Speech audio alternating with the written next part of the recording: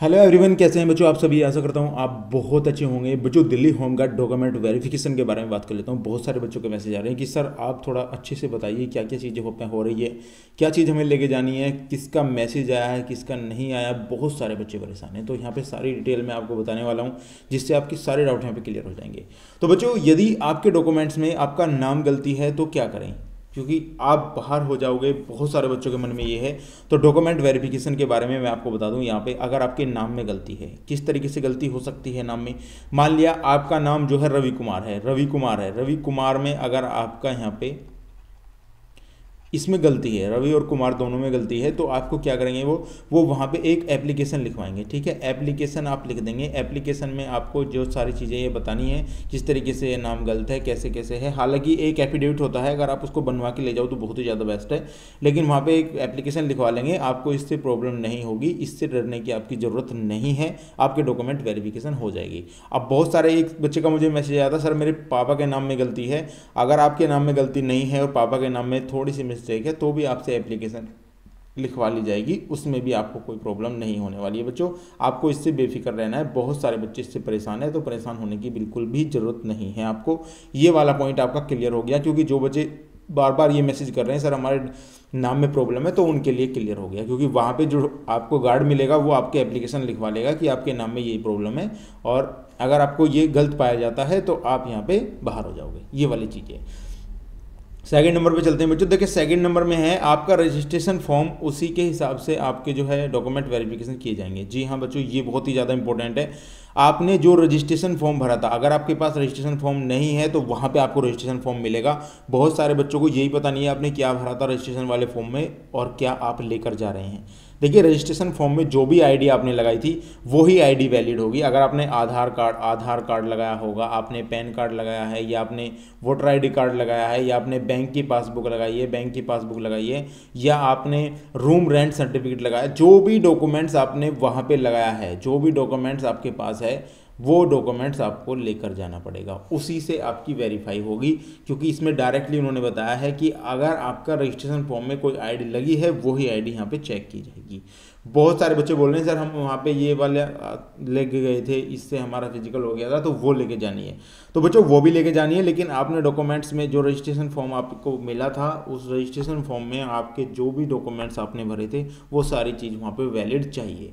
तो ये चीज़ आप समझिए। अगर आपके पास नहीं है तो रजिस्ट्रेशन फॉर्म आपका डायरेक्टली डाउनलोड हो जाता है। आप जैसे साइट पे जाओगे डायरेक्टली अपना रजिस्ट्रेशन फॉर्म देख सकते हो, उस पर क्या क्या चीज़ है। हालांकि मैं एक वीडियो बना दूंगा, अगर आप कमेंट करेंगे तो मैं एक वीडियो बना दूंगा जिसमें आपको पता चल जाएगा रजिस्ट्रेशन फॉर्म आपका कैसा है।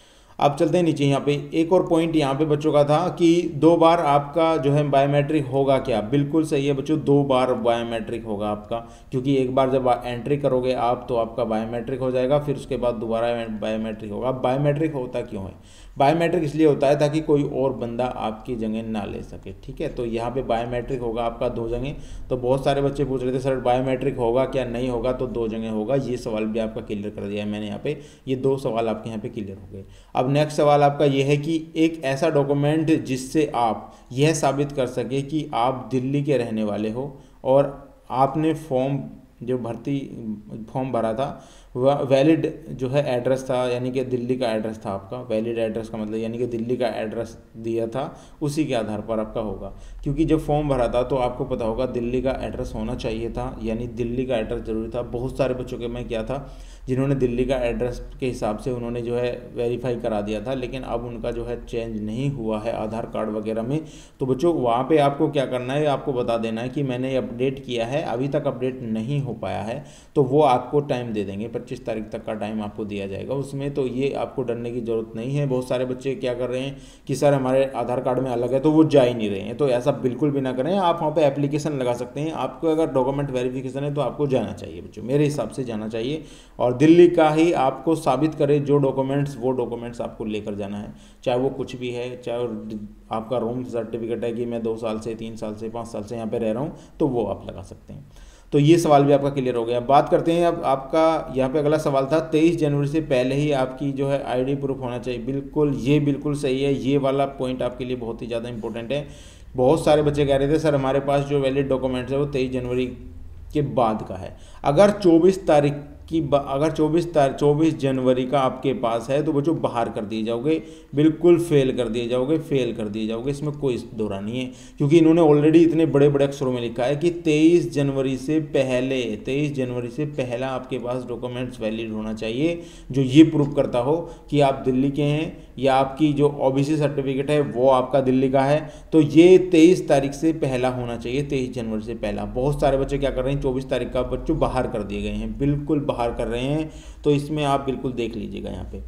अब यहाँ पे नेक्स्ट पॉइंट है, जो बच्चा बैंक की पासबुक लेकर जा रहा है और वह यह निश्चित कर लेने के यानी कि 23 जनवरी से पहले आपका खाता अकाउंट खुला हुआ होना चाहिए। बहुत सारे बच्चों ने क्या हुआ, जैसे आपसे मांगा है एक सरकारी यानी कि एसबीआई में या तो आपका खाता होना चाहिए, पंजाब नेशनल बैंक में यानी गवर्नमेंट जॉब में आपका, गवर्नमेंट बैंक में आपका खाता होना चाहिए।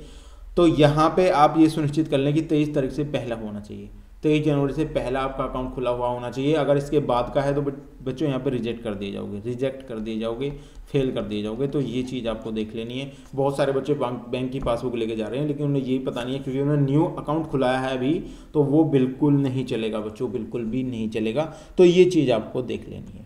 अब यहाँ पे एक चीज़ और निकल कर आ रही है, बहुत सारे बच्चों का मैसेज नहीं आया है, तो SMS नहीं आया है। तो बच्चों आपको क्या करना है, 21-22 तारीख तक वेट करना है, 21 से 22 तारीख तक वेट करना है।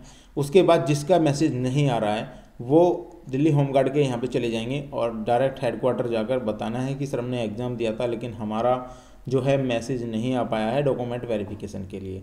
तो यहाँ पे आपको जाना है। अब बहुत सारे बच्चे कहेंगे सर क्या पता मेरिट में हमारा नाम नहीं आया होगा। तो बच्चों सभी का डॉक्यूमेंट्स वेरिफिकेशन हो रहा है, कोई भी बच्चा नहीं छोड़ा जाएगा, किसी कारणवश से अगर मैसेज नहीं आता है तो आपको जाना पड़ेगा। मैं आपको बता दूंगा क्या क्या करना है, कहाँ पे जाना है, वो आपको मैं नेक्स्ट वीडियो में एक पूरा पर्टिकुलर बताऊंगा। किसी के 15 नंबर भी हैं, किसी के 16 नंबर भी हैं, किसी के 12 नंबर भी हैं, वो सभी का SMS आ रहा है। मैं पहले भी बता चुका हूँ, मैं जो बोलता हूँ आपके लिए बहुत ही बेस्ट बोलता हूँ। मैंने आपको बताया था कि सभी का डॉक्यूमेंट्स वेरिफिकेशन होगा बच्चों, तो सभी का डॉक्यूमेंट्स वेरिफिकेशन हो रहा है। तो आप ये समझ लीजिएगा, अपने डॉक्यूमेंट तैयार करिएगा। आपका मैसेज भी 1 से 2 दिन में आने वाला है, क्योंकि बहुत सारे बच्चे ऐसे थे जिन्होंने मुझे मैसेज किया है सर हमारा नहीं आ रहा था लेकिन हमारा आ चुका है, मेरे 15 नंबर हैं सर, मेरा भी मैसेज आ चुका है। तो सभी का आएगा जिन्होंने पेपर दिया है। आपको बिल्कुल भी टेंशन नहीं करनी है, बस अपने डॉक्यूमेंट तैयार करने हैं और आपको अपना डॉक्यूमेंट वेरिफिकेशन करानी है। तो गाइज ये थी आज की हमारी वीडियो। अगर वीडियो आपको पसंद आई तो प्लीज़ वीडियो को लाइक और चैनल को सब्सक्राइब जरूर कर लीजिएगा। मिलता हूँ गाइज नेक्स्ट वीडियो में, तब तक के लिए गुड बाय।